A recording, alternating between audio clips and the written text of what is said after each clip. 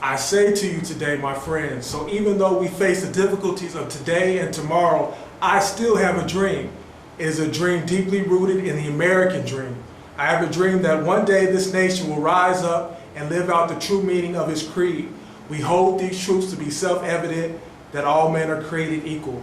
What's up, Kansas City? This is your host, Brian Frizell. I just read to you a short excerpt from the I Have a Dream speech that Dr. King delivered on the March of Washington about 50 years ago this month. More on that later. First, I would like to introduce our guest. Today we have with us Reverend Ralph Gordon Wright, who's a community leader and the organizer of the People's Movement. Can you tell us a little bit about your background, sir? Yes, sir. First of all, it's a pleasure to be here with you, and I thank you for this opportunity. We have established the National People's Movement, believing that we must be about the business of Dr. King. Too many times in our history, we have grand celebrations and grand parties that celebrate Dr. King, but the rest of the year are not about the business that Dr. King was about. And so we want to revive and rewake the community and the movement, and to make sure that we understand that today there is a need for new leadership. There is a need for a new voice. We cannot continue to go down the same roads that we've been going and expect a different ending. Well, you jumped right in there. You're from Kansas City, right? Yes, I am. Can you give us a little bit about your background? Born and raised right here in Kansas City, and had a chance to, I remember actually when Dr. King was assassinated. I was just a little boy, and I remember the riots in the community. I remember the very night that the assassination took place. And I can even recall Dr. King being on the TV screen and talking about the Poor People's Campaign that he was planning then. And I remember, and I was just so little, I didn't really understand what was going on, but I can remember him challenging President Johnson, and people saying that that wasn't a wise thing to do. And so I remember clearly those days. You have an interesting story yourself, Reverend Wright. You talk about how God blinded you and that led you to start the People's Movement. Can you tell us a little bit about that? Well, I don't necessarily know that I say that God blinded me, but I went blind in 2009, 1 week after President Obama became the president. I actually had left the scene for 3 years, from 06 to 09. I was completely silent because I was tired of people that I believe that don't have the interests of the community at hand. And so I was tired of the same old leadership, and so I walked away.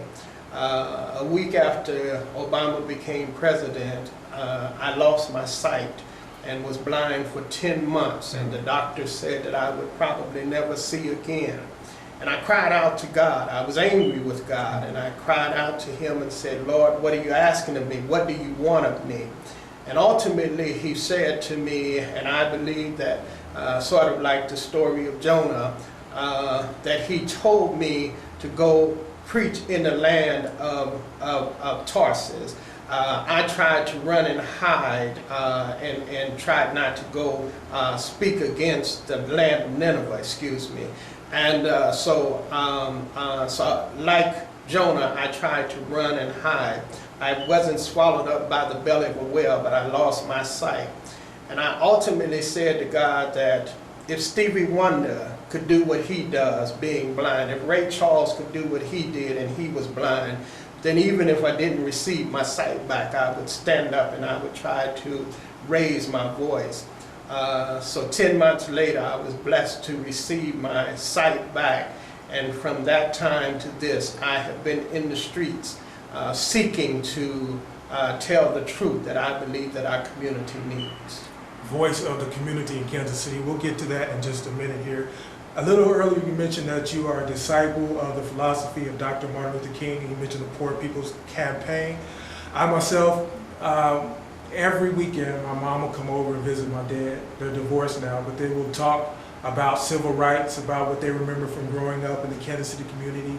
My dad will always have a story about the March on Washington, about Medgar Evers, about a civil rights leader. Can you tell me a little bit about what you remember about the March on Washington in 1963, maybe something that you've heard or that you've taught or learned? Well, I was certainly too little to remember that march, but I certainly have studied it, and I believe that the things that they were marching for then are the same things that we need today. I think that they were fighting for jobs, and we need jobs today. They were fighting for against discrimination.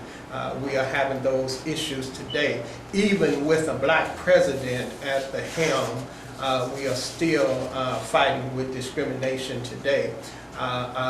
So there are so many issues that were prevalent then that we still face today, and so that's what we want to make sure that we revive and show young people that there is an opportunity today to change America into what it ought to be. Oh yes, I talked to you a little earlier, Reverend Wright. You told me we don't just want to sit around and recollect about what used to be or the movement, but we want a movement for generations yet to come. Can you tell me what the People's Movement is doing specifically to honor, what's up Kansas City, the 50-year anniversary of the March on Washington this August? Yes. We actually were the first organization to call for a 50th commemorative march called Redeem the Dream in 2013. We actually called our march before SCLC, the national branch, called it in Washington, D.C. And so ultimately, anybody who knows me knows that I'm convinced that I am the child of Dr. King. I don't say that I'm the only child, but I am the child of Dr. King. I believe in his mission. I believe in his vision.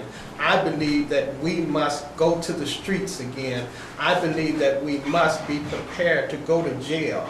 I believe that we must stand up against injustice wherever it raises its head. I think that we must begin to show this world that today possibilities exist. Who would have ever believed that a black man would one day be president of this nation? Dr. King had a dream, and he believed that these things were possible, and he put into place the road that we could go down, that we could get there. And so that's what the National People's Movement want to be about, to make sure today that we create that vision for little children today who continue to live in poverty and who believe that they can't be. We believe that all people are God's children, yes, sir, and that we can change the world. And so that's what we are determined to do. We are not concerned about any political prowess. We want to make sure that we are heard for all people. And so we are reaching out to all religions. We're asking all people to come together and to believe with us and to march with us and to help us to change America, because we have that authority and power. Okay, earlier you passed me a flyer. The Redeem the Dream in 2013 National March will be held in Kansas City.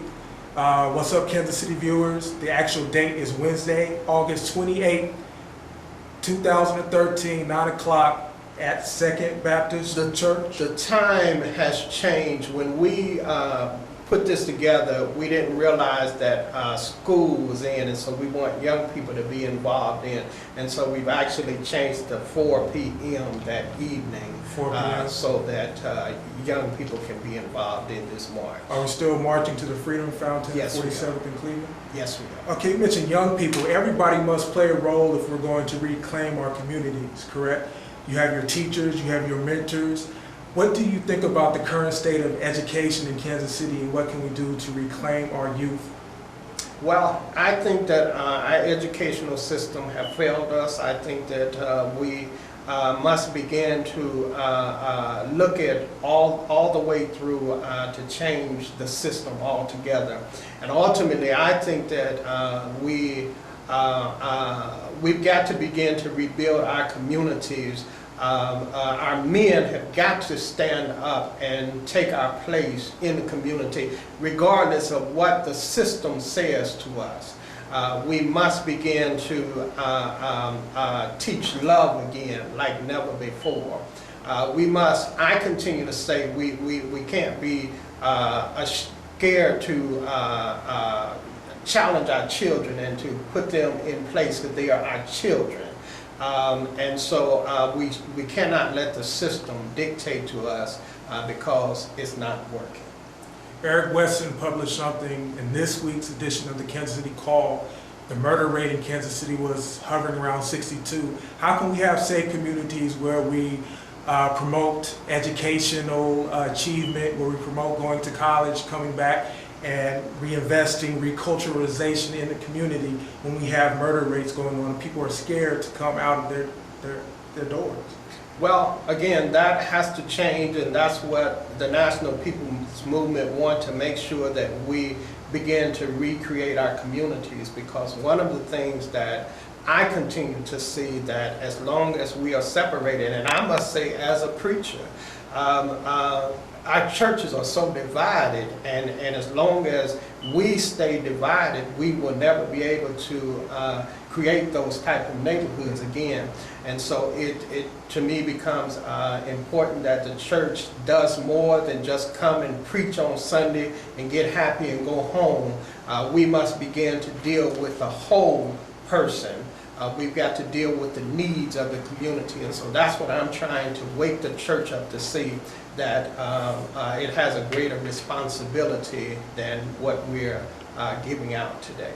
Now, when I was in college in 2000, we had a little Redeem the Dream March where the leaders on campus of various organizations, NAACP, not to name any particular names, came and rounded us up, and we went to the National Mall. We heard speakers. We were encouraged to get out and vote in the upcoming election. Then we went home. As you said, we got happy and we went home. Can you tell us how the People's Movement, how this march should be commemorated? What can we do to take specific resources back to our community after the marches? Well, one of the things that we want to make sure that does not happen with this march, we don't want to march and go home. We already are planning our next moves. We want a movement. This will continue to go on. And it's not enough to just go and vote. We must really get deeply involved in our community. And so we are, again, seeking to build relationships that go far beyond the 28th. I want to ask you one last question, and then I want to give our What's Up Kansas City viewers an opportunity to get in contact with you for more information. Reverend Wright, with Dr. King, as a student, as a disciple of his philosophy, would he be satisfied with where we are today? 100% no. And one of the things that I continue to talk about, is people run around here calling his name out and not being about his business. I think he would turn over in his grave. No, he would be very displeased. Okay, what's the best way for the people who are interested to reach you, Reverend Wright? They can reach me at area code 816-446-6198. Again, 816-446-6198. They can also reach us at the National People's Movement 33 at gmail.com. Our home base is at Second Baptist Church on 39th and Monroe in Kansas City, Missouri. But we are certainly looking to make this a national move, and so we are asking people all around this nation to join us in the National People's Movement. And again, this is the Redeem the Dream in 2013 National March held in Kansas City to commemorate the 50-year anniversary of the 1963 March on Washington.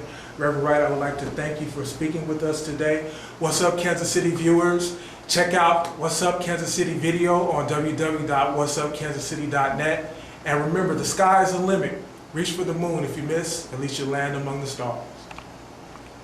CMG wants you to always remember, the victory we call success goes to the best prepared. When you invest in your community, you are really just investing in yourself. Thanks!